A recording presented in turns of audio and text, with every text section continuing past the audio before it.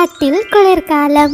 ஒரு சமயம் நாம்பூர் காட்டுல ரொம்ப அதிகமா பனிப்பொழிவு ஏற்பட்டுச்சு. அந்த காட்டுல வாழ்ந்த பறவைகள் எல்லாரும் பனி பெய்யறதுனால தங்களோட வீட்டை விட்டு வெளியே வராம வீட்டுக்குள்ளேயே பாதுகாப்பா இருந்தாங்க.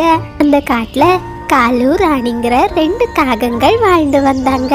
அவங்களும் பனிக்காலத்துக்கு முன்னதாகவே தங்களுக்கு தேவையான உணவு பொருட்களை அவங்களோட வீட்டுல சேமிச்சு வச்சிருந்தாங்க.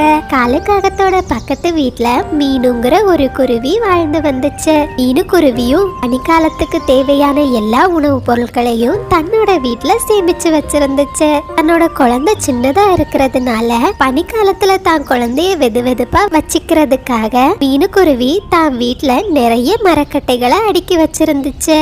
அம்மா அம்மா, இந்த பனிக்காலம் எப்பமா முடியும்? எனக்கு வெளியே போய் விளையாடணும் போல இருக்கு. சாரா, எப்படியும் இந்த பனிக்காலம் முடிய 2 வாரம் ஆயிடும். அது வரைக்கும் வெளியே போனா ரொம்ப ஆபத்து. வெளியே ரொம்ப குளிரும். உன்னை வெது வெதுப்பா வச்சுக்க வேண்டிதான் அம்மா இவ்ளோ மரக்கட்டைகளை சேமிச்சு வச்சிருக்கேன். அதே சமயம் அந்த காட்டோட எல்லை பகுதியில ஒரு கழுகு குடும்பம் வாழ்ந்து வந்துச்சு. அந்த கழுகுகளோட வீட்டுல இருந்த விறகு கட்டைகளும் தீந்து போச்சு, உணவு பொருட்களும் தீந்து போச்சு. இதனால அந்த கழுகோட மனைவி தான் கணவர் கிட்ட இப்படி சொல்லுச்சு: நம்ம வீட்ல இப்ப எந்த விறகு கட்டைகளும் இல்ல, சாப்பிடலான உணவு பொருட்களும் இல்ல. நீங்க வெளியே போய் ஏதாச்சும் எனக்கு சாப்பிட எடுத்துட்டு வாங்க. ரோசி, நான் என்ன செய்யறது? இந்த முறைதான் இந்த பனிக்காலம் இவ்ளோ நாட்களுக்கு நீண்டுகிட்டே இருக்கு. சீக்கிரம் இந்த பனிக்காலம் முடிஞ்சிடணும், அப்பதான் நாம வயிறார சாப்பிட முடியும் அப்படின்னு சொன்ன சீலோ கழுகு தன்னோட வீட்டுல இருந்து உணவு தேடி வெளியே பறந்து போச்சு. அது பனிக்காலம்ங்கிறதுனால எந்த பறவைகளுமே தங்களோட வீட்டை விட்டு வெளியே வரல. மரங்கள் முழுவதும் பனி மூடி இருந்ததுனால சீலோ கழுகுக்கு எந்த மாமிசமும் கிடைக்கல, எந்த பழங்களும் கிடைக்கல. இதனால சீலோ கழுகு ரொம்ப வருத்தமா தன்னோட வீட்டுக்கே திரும்பி போயிடுச்சு. அப்படியே ராத்திரி நேரம் ஆச்சு. பசியால 2 கழுகுகளுக்கும் தூக்கமே வரல. அவங்க என்ன செய்யறதுன்னு யோசிச்சுக்கிட்டு இருந்தாங்க. என்னால இனிமே பசிய தாங்கவே முடியாது. நான் என் அம்மாவோட காட்டுக்கே போக போறேன். ரோசி, நீ அப்படி மட்டும் செய்துடாத. என் கூட வா, நான் உனக்கு சாப்பாடு கிடைக்கிறதுக்கு ஏற்பாடு செய்யறேன் அப்படின்னு சொன்ன சீலோ கழுகு தான் மனைவிய கூட்டிக்கிட்டு காட்டோட நடுப்பகுதியை நோக்கி பறந்து போச்சு. அப்படி பறந்து வந்த 2 கழுகுகளும் முதல்ல காலுக்காகத்தோட வீட்டின் கதவை தட்ட ஆரம்பிச்சாங்க. கதவு தட்டுற சத்தத்தை கேட்ட 2 காகங்களும் தூக்கத்துல இருந்து முழிச்சிட்டாங்க. ராணி, இந்த நேரம் யாரு நம்ம வீட்டோட கதவை தட்டுறது? வேற யாரா இருக்கும்? ஏதாச்சும் குருவிங்க உணவு கேக்குறதுக்காக நம்ம வீட்டோட கதவை தட்டுவாங்க. ஆமா ஆமா, சரியா சொன்ன ராணி. முதல்ல எல்லா உணவையும் மறைச்சு வை அப்படின்னு காலுக்காகம் சொன்னதுமே ராணிக்காகம் எல்லா உணவுப் பொருட்களையும் ஒளிச்சு வச்சது. அதே சமயத்துல காலுக்காகமும் தன்னோட வீட்டின் கதவை திறந்துச்சு. வீட்டுக்கு வெளியே கழுகு நிக்கிறத பார்த்ததுமே காலுக்காகம் ரொம்ப பயந்துடுச்சு. காலுக்காகம் கதவை திறந்ததுமே 2 கழுகுகளும் வேகமா வீட்டோட நடுப்பகுதியில வந்துட்டாங்க. ஹே காகங்களே, இனிமே இது எங்க வீடு. நீங்க 2 பேரும் இந்த வீட்டை விட்டு வெளியே போங்க. அம்மா, சாப்பிடுறதுக்கு உணவு பொருட்களை எங்க வச்சிருக்கீங்க? எங்க 2 பேருக்கும் இப்ப ரொம்ப குளிர். எங்களுக்கு குளிர்காய மரக்குச்சிகளும் வேணும். கழுகாரே, நீங்க தப்பா எங்க வீட்டை தேர்ந்தெடுத்திருக்கீங்க.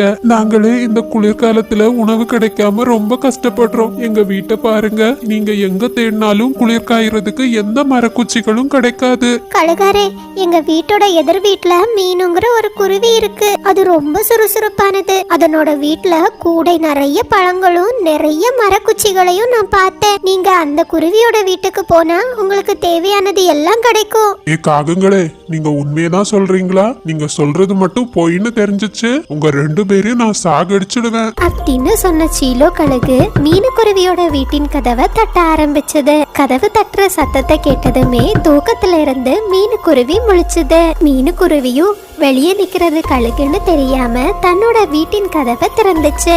உடனே 2 கழுகுகளும் ரொம்ப வேகமா வீட்டோட நடுப்பகுதிக்கு வந்துட்டாங்க. எனக்கு இந்த வீடு ரொம்ப பிடிச்சிருக்கு. இங்க நிறைய மரக்குச்சிகளும் இருக்கு, நிறைய சாப்பாடும் இருக்கு. இந்த 2 குருவிகளையும் இப்பவே இந்த வீட்ல இருந்து வெளியே அனுப்புங்க. ஏ குருவிகளா, இனிமே இந்த பக்கம் நீங்க வரவே கூடாது. இனி இது எங்களோட வீடு அப்படின்னு சொன்ன சீலோ கழுகு வேகமா வீட்டோட கதவை மூடிடுச்சு. அடப்பாவி மீனுக்குருவியோ அந்த குளிர்ல எங்க போறதுன்னே தெரியாம ரொம்ப வருத்தத்துல இருந்துச்சு. மீனுக்குருவி உதவி கேட்கறதுக்காக காலுக்காகத்தோட வீட்டின் கதவை தட்டுச்சு.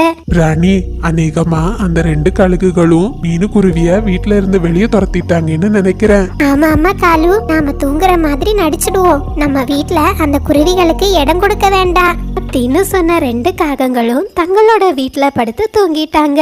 மீனுக்குருவியோ அங்க இருந்த எல்லா வீட்டோட கதவையும் தட்டுச்சு. ஆனா எந்த குருவியுமே தன்னோட வீட்டின் கதவை திறக்கல. நேராக குழந்தை சாராவுக்கும் ரொம்ப குளிர் எடுத்துச்சு. அம்மா அம்மா, என்னால இந்த குளிரை தாங்கவே முடியலம்மா. நாம இப்ப என்னம்மா செய்யறது? அந்த கழுகுங்க நம்ம வீட்டை பறிச்சுட்டாங்களே. சாரா, நீ கவலைப்படாத. கண்டிப்பா அந்த கழுகுகளுக்கு ஒரு நாள் ஒரு நல்ல தண்டனை கிடைக்கும். நீ கொஞ்ச நேரம் இங்கே இரு, அம்மா இப்ப வந்துடுறேன் அப்படின்னு சொல்லிட்டு மீனுக்குருவி ரொம்ப வேகமா அந்த காட்டுல கிடைக்கிற பெரிய பெரிய இலைகளை எடுத்து ஒரு இடத்துல சேர்த்துச்சு. ரொம்ப வேகமா தனக்குன்னு இலைகளால ஆன ஒரு சின்ன வீட்டையும் கட்டிடுச்சு. அந்த வீட்டுக்குள்ள மீனுக்குருவி தான் பொண்ணு சாரா கூட ரொம்ப பாதுகாப்பா உட்கார்ந்துருந்துச்சு. அதே சமயத்துல கழுகுகளோ வயிறு நிறைய அங்க இருந்த பழங்களை சாப்பிட்டுட்டு ரொம்ப நிம்மதியா மீனோட வீட்டுல குளிர் காய்ஞ்சிக்கிட்டு இருந்தாங்க. அந்த 2 பறவைகளும் இந்த நேரம் குளிர்ல இறந்து போயிருப்பாங்கல்ல. ஆமா ரோசி, சரியா சொன்ன. நாளைக்கு காலையில அவங்க வீட்டு முன்னாடி இறந்து கிடப்பாங்க. அந்த 2 குருவிகளையும் எடுத்து உனக்கு நெருப்புல போட்டு சுட்டு தரேன். ரொம்ப டேஸ்டா இருக்கும். நீங்க இன்னும் கொஞ்சம் விறகு கட்டைகளை அந்த நெருப்புல போடுங்க. அப்போ இன்னும் வெது வெதுப்பா இருக்கும். நாம நிம்மதியா தூங்கலாம் அப்படின்னு சொன்ன கழுகு நிறைய விறகு கட்டைகளை நெருப்புல எரிய வச்சாங்க. அந்த கதகதப்பான சூட்டுல 2 கழுகுகளும் நிம்மதியா தங்களோட வீட்டுல படுத்து தூங்குனாங்க. நேராக நெருப்பு அதிகமா எரிஞ்சதுனால அங்க இருந்த மற்ற மரக்கட்டைகள் மேலேயும் நெருப்பு பத்த ஆரம்பிச்சது. ஆனா இது எதையுமே தெரியாம 2 கழுகுகளும் அயர்ந்து தூங்கிக்கிட்டு இருந்தாங்க. ரொம்ப வேகமா மீனுக்குருவியோட மொத்த வீடும் எரிய ஆரம்பிச்சது. இத மீனும் சாராவும் வெளியில இருந்தே பார்த்துக்கிட்டு இருந்தாங்க. அம்மா அம்மா, அங்க பாருங்க, நம்மளோட வீடு மொத்தமா எரிஞ்சுக்கிட்டு இருக்கு. ஆமா சாரா, இந்த கழுகுகளுக்கு தண்டனை கிடைக்கும்னு தெரியும். ஆனா அந்த தண்டனை இவ்வளவு சீக்கிரமா கிடைக்கும்னு நான் நினைக்கல அப்படின்னு சொன்ன மீனுக்குருவி மறுபடியும் தன்னோட வீட்டுக்குள்ள போய் ரொம்ப பாதுகாப்பா உட்கார்ந்துருந்துச்சு. அன்னையில இருந்து அந்த காட்டுக்கு கழுகோட தொல்லையும் இல்லாம போயிடுச்சு. பசங்களா, இந்த கதையில இருந்து நாம என்ன கத்துக்கலாம்னா, அடுத்தவங்களுக்கு சொந்தமான பொருளை அபகரிக்கணும்னு நினைச்சா அதனோட விளைவு ரொம்ப மோசமா இருக்கும். அதனால என்னைக்குமே அடுத்தவங்களுக்கு சொந்தமான பொருளை அபகரிக்கணும்னு நினைக்க கூடாது. Master plan. நாம்பூருங்கிற ஒரு அழகான காட்டுல ஒரு உயரமான தென்னை மரம் இருந்துச்சு. அதுல மீனுங்கிற ஒரு சின்ன குருவி தன்னோட கணவர் கோமல் கூட ரொம்ப சந்தோஷமா வாழ்ந்து வந்துச்சு. மீனுக்குருவியோட பக்கத்து வீட்டுல காலு ராணிங்கிற 2 காக்கை தம்பதிகள் வாழ்ந்து வந்தாங்க. அவங்களுக்கு ராஜுங்கிற ஒரு பையனும் இருந்தான். 2 காகங்களும் தன்னோட பையன் ராஜுவை ரொம்ப அதிகமா நேசிச்சாங்க. காலு, நாளைக்கு என்ன நாள்னு ஞாபகம் இருக்கா? நம்மளோட செல்ல பையன் ராஜுவோட பிறந்த நாள். எல்லா வருஷமும் போல இந்த வருஷமும் அவனோட பிறந்த நாளை நாம ரொம்ப சந்தோஷமா கொண்டாடணும். அது எப்படி ராணி நான் மறப்பேன்? நம்ம பையனோட பிறந்த நாளை இந்த வருஷமும் ஜமாய்ச்சிடுவோம். அப்பா எனக்கு பிறந்த நாளுக்கு நிறைய கேக்கும் ஸ்வீட்டும் வாங்கிட்டு வாங்க. அதை எல்லாத்தையும் என் ஃப்ரெண்ட்ஸ்கிட்ட காட்டுனா அவங்க ரொம்ப பொறாமப்படுவாங்க. அதை பார்த்து நான் ரொம்ப சந்தோஷப்படுவேன் அப்படின்னு அந்த 2 காக்கை குடும்பங்களும் பேசிக்கிட்டாங்க. டீயே மறுநாள் காலையிலயும் வந்துச்சு. காலுவும் ராணியும் தன்னோட பையன் பிறந்த நாளை ரொம்ப சந்தோஷமா கொண்டாடுனாங்க. அம்மா, நான் கேட்டபடியே என்னோட ஸ்கூல் பேக்ல நீங்க நிறைய கேக்கும் சாக்லேட்டும் வச்சிருக்கீங்கல்ல. ஆமாடா ராஜு, எல்லாமே உன்னோட ஸ்கூல் பேக்ல அம்மா வச்சிருக்கேன். கொஞ்ச நேரத்திலேயே ஸ்கூல் பஸ் வந்துரும். வா, சீக்கிரம் ரெடி ஆகலாம் அப்படின்னு பேசிக்கிட்ட ராணிக்காகவும் தன்னோட பையனை ஸ்கூல் பஸ்ல ஏற்றி ஸ்கூலுக்கு அனுப்பி வச்சது. கொஞ்ச நேரத்திலேயே ராணிக்காகவும் கையில கொஞ்சம் கேக்கும் சாக்லேட்டும் எடுத்துட்டு மீனுக்குருவியோட வீட்டுக்கு வந்திருந்துச்சு. மீனு, இந்த கேக்கையும் சாக்லேட்டையும் எடுத்துக்கோ. இன்னைக்கு என் பையன் ராஜுவுக்கு பிறந்த நாள். அப்படியே ராணி, ரொம்ப சந்தோஷம். என் சார்பா ராஜுவுக்கு வாழ்த்துக்கள் சொல்லிடு. சரி மீனு, என்ன பிரயோஜனம்? உனக்கும் எனக்கும் ஒரே நேரத்துல தான் திருமணம் ஆச்சு. ஆனா என்னோட பையன் இப்ப ஸ்கூலுக்கு போகவே ஆரம்பிச்சுட்டான். ஆனா உன்னோட வீட்டுல தான் இன்னும் எந்த குழந்தையும் காணல அப்படின்னு சொன்ன ராணிக்காகவும் தான் கிட்ட இருந்த சாக்லேட்டை மீனுக்குருவி கிட்ட கொடுத்துட்டு அங்கிருந்து பறந்து போயிடுச்சு. ராணிக்காகத்தோட வார்த்தைகள் மீனுக்குருவிய ரொம்பவே காயப்படுத்துச்சு. அது மனசுக்குள்ள ரொம்ப வருத்தத்தோட அழுதுச்சு. கடவுளே, எனக்கு எப்பதான் முட்டையிடுற பாக்கியத்தை கொடுப்பீங்க? எல்லா குருவிகளும் என்கிட்ட வந்து இதே வார்த்தையை சொல்லிட்டு போறாங்க. எனக்கு ரொம்ப கஷ்டமா இருக்கு. அதே சமயத்துல குழந்தை ராஜுவோ தான் கொண்டு வந்த இனிப்புகளை தன்னோட எல்லா நண்பர்களுக்கும் கொடுத்து ரொம்ப சந்தோஷமா இருந்தான். ராஜு, நீ கொண்டு வந்த கேக்கும் சாக்லேட்டும் ரொம்ப நல்லா இருந்துச்சு. உன்னோட அம்மா அப்பா ரொம்ப நல்லவங்களா இருக்காங்க. ஆமா, நான் என்ன கேட்டாலும் என்னோட அம்மா அப்பா வாங்கி தந்துருவாங்க, இல்லைன்னே சொல்ல மாட்டாங்க. என் மேல அவங்க ரொம்ப பாசம் வச்சிருக்காங்க. அப்படியா ராஜு, நீ ரொம்ப கொடுத்து வச்சவன் தான். அன்னைக்கு மத்தியானம் ராணிக்காகவும் மீண்டும் தன்னோட வீட்ல ஒரு முட்டையை இட்டிருந்துச்சு. இத பார்த்த ராணிக்காகவும் ரொம்ப சந்தோஷப்பட்டுச்சு. காலு, இங்க பாருங்க, நான் இன்னைக்கு இன்னும் ஒரு முட்டையை இட்டிருக்கேன். எனக்கு ரொம்ப சந்தோஷமா இருக்கு. நம்ம ராஜு கூட விளையாட இன்னொரு குழந்தையும் வரப்போறான். ஆமா ராணி, எனக்கும் ரொம்ப சந்தோஷமா இருக்கு. நம்மளோட ராஜு இத கேட்டா ரொம்ப சந்தோஷப்படுவான். இன்னும் கொஞ்ச நேரத்துல அவன் ஸ்கூல்ல இருந்து வந்துடுவான். அவன் கிட்ட இந்த சந்தோஷமான விஷயத்த நாம சொல்லலாம். கொஞ்ச நேரத்திலேயே குழந்தை ராஜு ஸ்கூல் முடிச்சு தன்னோட வீட்டுக்கு வந்தான். அம்மா, இந்த முட்டையை எதுக்காக என்னோட பெட்ல வச்சிருக்கீங்க? ஆமா, இது யாரோட முட்டை? இது நம்மளோட வீட்டுக்கு எப்படி வந்துச்சு? என் செல்ல குழந்தை ராஜு ரொம்ப சீக்கிரமாவே உன் கூட விளையாடுறதுக்கு ஒரு தம்பி பாப்பா வரப்போறான். அப்படியா அம்மா, ரொம்ப சந்தோஷம். அப்ப நான் ஸ்கூல்ல மட்டும் இல்ல, வீட்லயும் இனிமே சந்தோஷமா விளையாடுவேன். ராணி, இந்த சந்தோஷமான விஷயத்த நாளைக்கு பக்கத்து காட்டுல இருக்கிற உன்னோட அப்பா அம்மாக்கும் என்னோட அப்பா அம்மாக்கும் போய் சொல்லிட்டு வந்துடு. சரி காலு, நாளைக்கு நம்மளோட ராஜு ஸ்கூலுக்கு கிளம்பின உடனே நான் பக்கத்து காட்டுக்கு போறேன். அப்படியே மறுநாள் காலையிலயும் வந்துச்சு. குழந்தை ராஜுவோ வழக்கம் போல அவனோட ஸ்கூல் பஸ்ல ஸ்கூலுக்கு போக ஆரம்பிச்சான். அப்பாடா, ராஜுவை ஸ்கூலுக்கு அனுப்பியாச்சு. இனி இந்த செய்தியை என்னோட அம்மா அப்பா கிட்ட நான் சொல்லி ஆகணும் அப்படின்னு சொன்ன ராணிக்காகவும் மீனுவோட வீட்டுக்கு போச்சு. மீனு, நேற்றைக்கு தான் என்னோட வீட்ல நான் இன்னொரு முட்டையை இட்டிருக்கேன். இந்த சந்தோஷமான விஷயத்த நான் என்னோட அப்பா அம்மா கிட்ட சொல்றதுக்காக பக்கத்து காட்டுக்கு போறேன். ஒருவேளை நான் வரதுக்கு லேட் ஆயிடுச்சுன்னா நீ ராஜுவை உன்னோட வீட்ல அழைச்சிட்டு வந்து வச்சுக்கோ. அப்படியா ராணி? உனக்கு வாழ்த்துக்கள். இது ரொம்ப நல்ல செய்தி. நீ கவலைப்படாம போ. நீ வாரதுக்குள்ள ராஜு வந்தானா அவனை என் வீட்லயே நான் வச்சுக்கிறேன். மீனுக்குருவி இப்படி சொன்னதுமே ராணிக்காகவும் ரொம்ப சந்தோஷமா பக்கத்து காட்டை நோக்கி போக ஆரம்பிச்சது. குழந்தை ராஜுவோ தான் வீட்ல நடந்த எல்லா விஷயத்தையும் தன்னோட நண்பர்கள் கிட்ட சொல்ல ஆரம்பிச்சான். டேய் நண்பா டோலு, உனக்கு தெரியுமா, நேற்றைக்கு எங்க வீட்ல புதுசா ஒரு முட்டை வந்திருக்கு. எங்க அம்மா சொன்னாங்க கூடிய சீக்கிரம் எனக்கு ஒரு தம்பி வர போறானா. நான் ரொம்ப ஜாலியா அவன் கூட என் வீட்ல விளையாடுவேன். ராஜு, உன்கிட்ட நான் ஒரு உண்மையை சொல்லவா? என்னோட தம்பி வர்றதுக்கு முன்னாடி என்னோட அம்மா அப்பாவும் இப்படிதான் இருந்தாங்க. நான் எது கேட்டாலும் வாங்கி தருவாங்க. என்னோட தம்பி வந்த அப்புறமா என்ன கண்டுக்கவே மாட்டாங்க. எந்த விஷயம்னாலும் என் தம்பிக்கு தான் முதல்ல செய்வாங்க. ஆமா ஆமா, டோலு சொல்றது ரொம்ப சரிதான். என்னோட தங்கச்சி வந்த அப்புறம் எல்லா விளையாட்டு சாமானும் என் தங்கச்சிக்கு தான். எனக்குன்னு என் அம்மா அப்பா எதுவும் தர மாட்டாங்க. இந்த மாதிரி தன்னோட ரெண்டு நண்பர்களும் பேசினது குழந்தை ராஜுவோட மனசுல ஒருவித பயத்தை ஏற்படுத்துச்சு. கொஞ்ச நேரத்திலேயே ஸ்கூல் பெல்லும் அடிச்சது. ராணிக்காக இன்னும் வீட்டுக்கு வராததுனால ராஜுவை ரிசீவ் பண்றதுக்காக மீனுக்குருவி ராணிக்காகத்தோட வீட்டு முன்னாடி நின்னுச்சு. ராஜு, உன்னோட அம்மா உன் தாத்தா பாட்டி வீட்டுக்கு போயிருக்காங்க. நீ ஸ்கூல் முடிச்சு வந்ததுமே உன்னை என் வீட்டுக்கு கூட்டிட்டு போக சொன்னாங்க.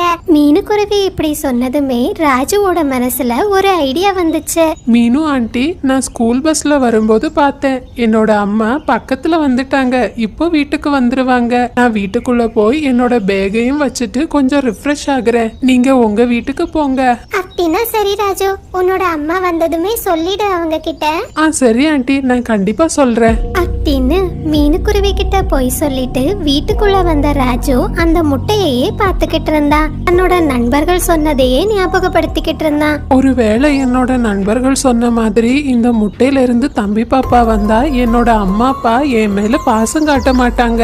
இந்த முட்டை இருந்தா தானே அப்படி நடக்கும். இப்பவே இந்த முட்டைய நான் இல்லாம ஆக்கிடுறேன் அப்படின்னு சொன்ன ராஜு மெதுவா அந்த முட்டைய தூக்கி கீழே போட்டுச்சு. உடனே அந்த முட்டை 2 தொண்டா உடைஞ்சு போச்சு. போச்சு. கோமல், நீங்க எப்ப வீட்டுக்கு வந்தீங்க? நான் ராணியோட வீடு வரைக்கும் போயிருந்தேன். ஆமா, இன்னைக்கு ஆபீஸ் சீக்கிரம் முடிஞ்சிடுச்சா? இல்ல மீனு, என்னோட அம்மாக்கு உடம்பு சரியில்லைன்னு போன் வந்துச்சு. அதனாலதான் நான் சீக்கிரம் வந்தேன். நாம இனிமே 2 நாளைக்கு பக்கத்து காட்டுல இருக்கிற என்னோட அம்மா வீட்டிலேயே தங்கிக்கலாம். அவங்களுக்கு உடம்பு சரியான அப்புறம் மறுபடியும் நம்ம வீட்டுக்கு வரலாம். சரி கோமல், நான் இப்பவே ரெடி ஆகுறேன் அப்படின்னு பேசிக்கிட்ட மீனுவும் கோமலும் பக்கத்து காட்டை நோக்கி போனாங்க. அதே சமயத்துல ராணியும் காலுவும் தன்னோட வீட்டுக்கு திரும்பி வந்தாங்க. வீட்டுக்கு வந்த ராணிக்காகவும் தன்னோட முட்டை உடைஞ்சிருப்பதை பார்த்து ரொம்ப அதிர்ச்சி ஆகிடுச்சு. ஐயோ, என்னோட முட்டை! நான் இப்பதானே எல்லார்கிட்டயும் சந்தோஷமா சொல்லிட்டு வந்தேன். என் முட்டையை யார் இந்த வேலை பண்ணிருப்பா? அம்மா அம்மா, நான் ஸ்கூல் விட்டு வரும்போது மீனு ஆண்டி தான் நம்ம வீட்டு முன்னாடி நின்னாங்க. நான் அவங்க கிட்ட கேட்டேன், என்னோட அம்மா எங்கன்னு. அவங்க உன்னோட அம்மா இப்போ வந்துருவாங்க, நீ வீட்டுக்குள்ள போய் ரெஸ்ட் எடுன்னு சொன்னாங்க. என்ன ராஜு, நீ சொல்றது உண்மையா? ஆமாப்பா, உண்மைதான் சொல்றேன். நான் ஸ்கூல்ல இருந்து வரும்போது நம்ம வீட்டுக்குள்ள இருந்து தான் மீனு ஆண்டி வெளியே வந்தாங்க.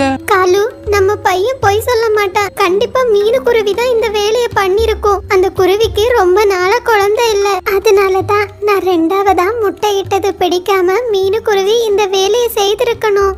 ஓ அப்படியா? ராணி, நீ அழாத. அந்த மீனுக்குருவி செய்த செயலுக்கு நான் சரியான தண்டனைய அதுக்கு கொடுக்கறேன். இன்னைக்கு ராத்திரியே அதனோட கதையை நான் முடிச்சிடுறேன். ஆமா காலு, அந்த மீனு குருவிக்கு நாம சரியான தண்டனைய கொடுக்கணும். தன்னோட அம்மா அப்பா இப்படி பேசிக்கிட்டு இருந்ததை கேட்ட ராஜு மனசுக்குள்ள இப்படி நினைச்சது. அப்பாடா, எப்படியோ என்னோட அம்மா அப்பா நான் சொன்ன பொய்ய உண்மைன்னு நம்பிட்டாங்க. இனிமே என் மேல யாருக்கும் எந்த சந்தேகமும் வராது. கொஞ்ச நேரத்திலேயே ராத்திரி நேரமும் வந்துடுச்சு. ரொம்ப கோவத்துல இருந்த காலுவும் ராணியும் தங்களோட திட்டத்தை செயல்படுத்த ஆரம்பிச்சாங்க. ஒரு எரியிற குச்சியை எடுத்துக்கிட்டு மீனுக்குருவியோட வீடு முழுவதும் நெருப்பால பத்த வச்சாங்க. அதிர்ஷ்டவசமா மீனுக்குருவி பக்கத்து காட்டுக்கு போயிருந்ததுனால அதனோட உயிர் காப்பாற்றப்பட்டது.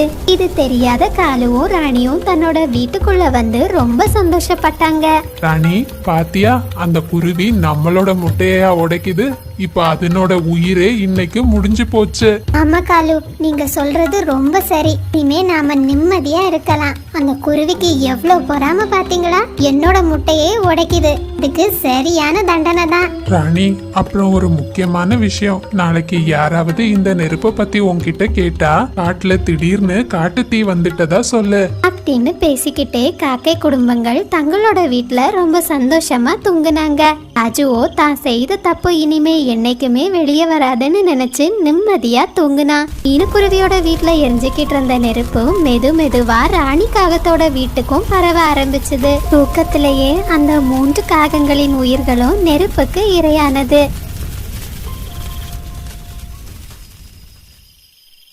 பசங்களா, இந்த கதையிலிருந்து நாம என்ன கத்துக்கிட்டோம்னா, உண்மையாகவே என்ன நடந்ததுன்னு தெரியாம மற்றவங்க சொல்றத வச்சு கோபத்துல நாம எடுக்கிற முடிவு நம்ம வாழ்க்கைக்கே வினையா வந்து முடிஞ்சிரும். இதத்தான் நம்மளோட முன்னோர்கள் தன் வினை தன்னை சுடும்னு சொல்ல. நண்பர்களே, இது சப்ஸ்கிரைபர் விருப்பத்திற்கான நேரம். மகிழினி பாப்பா, உங்களுக்கும் உங்க அம்மாவிற்கும் இனிய பிறந்த நாள் நல்வாழ்த்துக்கள். வாழ்க்கையில் எல்லா வளங்களையும் பெற்று நலமுடன் வாழ வாழ்த்துகிறேன். ஹாய் மனோ கமலேஷ், ஹாய் சரண்யா லக்ஷ்மி, டோனி பாப்பா, கபில் தேவ், 2 குட்டீஸ்க்கும் ஒரு பெரிய ஹாய். ஹாய் ராம், ஐஷு, சுதன், சனா, தர்மி, எல்லா குட்டீஸ்க்கும் ஒரு பெரிய hi. Hi Kumudhavalli, hi Neha, hi Nivishkan, Magizhini, Krishika, 2 குட்டீஸ்க்கும் ஒரு பெரிய hi. Hi Yasar Imran, hi Khadija, hi Anu Karthik, hi Ayan பாட்டி,